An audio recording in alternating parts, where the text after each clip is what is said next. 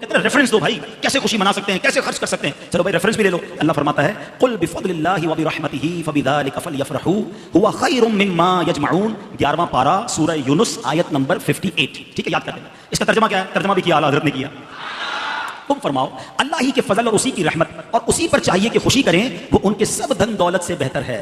اللہ کی رحمت اور فضل پر خوشی کریں تو سب دھن دولت سے بہتر ہے۔ اچھا پھر اللہ کی کوئی بھی رحمت ہو تو خوشی کرنے کا حکم ہے، تو جو سب سے بڑی رحمت ہو، جو سب سے بڑی نعمت ہو، اب آپ پہ ہو سکتا ہے کوئی کہے یار نبی پاک اللہ کی رحمت ہے، یہ کہاں سے آیا بھائی؟ آؤ پھر قرآن کا ریفرنس دے دیتا ہوں۔ اللہ قرآن میں فرماتا ہے وما ارسلناک الا رحمتا للعالمین، میرے آقا تو سارے جہان کے لیے رحمت ہیں۔ احادیث میں یہ مضمون ملتا ہے، حدیث قدسی ہے، اے محبوب تجھے نہ بناتا تو یہ کائنات ہی نہ بناتا۔ جو وجہ تخلیق کے کائنات ہیں، جس کے سبب یہ دنیا بنی ہے، ان کی آمد کی خوشی کیوں نہ منائیں؟ تو انشاءاللہ دھوم دھام سے میلاد منائیں گے۔ اب پرچم کس لیے لگائیں کہ دن میں کوئی آپ کے گھر کے پاس سے گزرے تو پتہ چلے یہ عاشق رسول کا گھر ہے۔ لائٹ اس لیے لگاؤ کہ رات میں گزرے تو پتہ چل جائے یہ میلاد منانے والے کا گھر ہے۔ جو لوگ مروجہ طریقے سے اس ایشو کو لے کے چل رہے ہیں، وہ یہ کہتے ہیں کہ جی اس کی اصل قرآن کے اندر موجود ہے۔ اللہ تعالیٰ نے سورہ یونس میں فرمایا قل بفضل اللہ وبرحمتہ فبذلک فلیفرحوا، کہ اے نبی تم فرماؤ کہ اللہ کے فضل اور رحمت کے ملنے کے اوپر خوشیاں مناؤ، اور یہ اس سے بہتر ہے جو تم نے دنیا کا متاع جوڑ رکھا ہے۔ وہ کہتے ہیں کہ جی قرآن کا واضح فتویٰ ہے کہ اللہ کا فضل اور رحمت ملے تو خوشیاں مناؤ۔ وہ کہتے ہیں اس سے بڑی کیا رحمت ہوگی کہ وما ارسلناک الا رحمتا للعالمین، اور پھر ایسی رحمت اور ایسی نعمت کہ سورہ آل عمران میں اللہ تعالیٰ فرما رہے ہیں لقد من اللہ علی المؤمنین اذ بعث فیہم رسولا، بے شک اللہ تعالیٰ کا احسان ہوا ہے مومنین کے اوپر کہ ان میں سے ہی ایک رسول ان میں مبعوث ہوئے، یتلو علیہم آیاتہ ویزکیہم ویعلمہم الکتاب والحکمہ وان کانوا من قبل لفی ضلال مبین، جو ان پر اللہ کی آیات تلاوت کرتے ہیں، ان کا تزکیہ کرتے ہیں، انہیں کتاب و حکمت سکھاتے ہیں، اس سے پہلے کھلی گمراہی میں تھے۔ تو کہتے ہیں کہ یہ اللہ نے وہ احسان کیا ہے جسے قرآن میں احسان کے طور پر بیان کیا ہے، لہٰذا احسان بھی ہے، رحمت بھی ہے، اور قرآن کہہ رہا ہے کہ اللہ کے فضل اور رحمت کے اوپر خوشیاں مناؤ۔ تو اس لیے ہم میلاد اس طریقے سے مناتے ہیں کہ رسول اللہ سے بڑا کوئی احسان نہیں۔ ہم کہتے ہیں رکو ذرا، صبر کرو، بالکل ٹھیک کہہ رہے ہو، لیکن اس طریقے پر مناؤ جو نبی الاسلام نے تعلیم فرمایا ہے۔ صحیح مسلم میں فیہ ولدت وفیہ انزل علیہ، پوچھا گیا پیر کے روزے کے بارے میں، فرمایا اس دن میں پیدا ہوا اور اس دن مجھ پر پہلی وحی نازل ہوئی۔ تو نبی علیہ السلام نے جشن قرآن اور جشن میلاد منڈے کا روزہ رکھ کر منایا ہے۔ اور مزے کی بات بتاؤں، یہ سورہ یونس کی جو آیات ہے نا، یہ اسپیسیفکلی نزول قرآن کے بارے میں ہے۔ یا ایھا الناس قد جاءتکم موعظۃ من ربکم، یہاں سے یہ سٹارٹ ہوتا ہے، اے لوگو بے شک تمہارے پاس اللہ کی طرف سے واعظ و نصیحت والی کتاب نازل ہو گئی جو دلوں کو لگے ہوئے روگ کا علاج ہے اور رحمت ہے مومنین کے لیے۔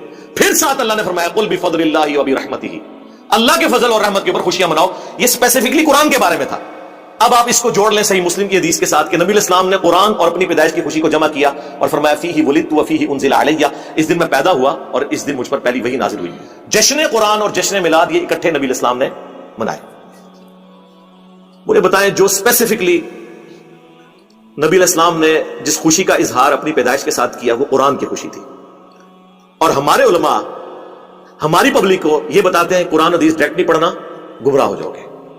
یہ کون سا جشن قرآن ہے کہ آپ قرآن کی آیات اپنی ہر نماز کی ہر رکعت میں پڑھیں، ایاک نعبد و ایاک نستعین، اور پھر نماز کے بعد آپ بابوں کو پکارنا شروع کر دیں، مرے ہوئے لوگوں کو اللہ کے مقابلے پر ٹھہرا لیں، خواہ بندے کہہ کر ٹھہرائیں خواہ کسی بھی طریقے سے، وہ ہمارے نفع نقصان کے مالک ہی نہیں ہے۔ تو جشن قرآن پریکٹیکلی یہ ہے کہ آپ اس توحید کے اوپر چلیں، اور جشن رسول یہ ہے کہ آپ نبی علیہ السلام کی عظمت اپنے دل میں بٹھائیں اور اس کے بعد نبی علیہ السلام کی جو دعوت ہے اس کو آگے لے کر چلیں۔ یہ ہے کام کرنے کا، اور یہ بات میں اپنی طرف سے نہیں کر رہا۔ ربیع الاول کے اس موقع پر میں تمام مسلمانوں سے ریکویسٹ کروں گا کہ سورۃ الاعراف کی جو آیت نمبر 157 ہے نا، اسے ایک دفعہ ضرور کور کریں تاکہ آپ کو پتہ چلے کہ بینگ امتی ہماری کیا رسپانسبلٹی ہے میلاد کے حوالے سے، کہ نبی علیہ السلام کی جو دنیا میں تشریف آوری ہے، آپ کی جو پیدائش ہے، اس میں سے ہم نے رزلٹ کیا نکالنا ہے، اور کون سے اہل ایمان ہیں جن کے ایمان کو اللہ تعالیٰ نے قبول کیا۔ یہ 157 نمبر آیت ہے اسپیسیفکلی نبی علیہ السلام کے حوالے سے کہ ان پر ایمان لانے والے لوگ کون سے ہیں۔ الذین یتبعون الرسول النبی الامی، یہ وہ لوگ ہیں جو پیروی کرتے ہیں اتباع کرتے ہیں نبی امی کی.